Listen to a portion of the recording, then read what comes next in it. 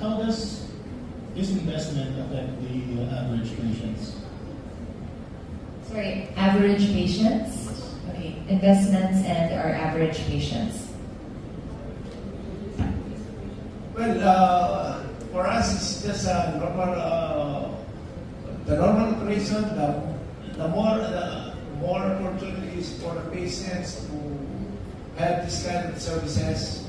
We're going to upgrade our services, and we're going to improve all other local hospitals. Definitely, they don't have to go to Manila just to see this special kind of sickness. We see that all those sickness will be addressed in global hospitals. So that will be the impact with this investment. Maybe I'll touch on that and expand on that a little bit more. To draw on maybe a